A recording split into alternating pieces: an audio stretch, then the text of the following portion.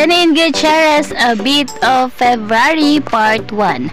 Hello mga kachika and hello po sa lahat ng masusugid na manonood. Welcome pong muli sa aking channel.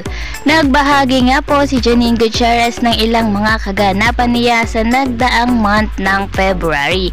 Binahagi nga po niya ang naging beach trip nila kung saan nga ay ilang larawan sa beach ang kaniyang ibinahagi at nagbahagi rin siya ng larawan niya at ng larawan ni Jericho.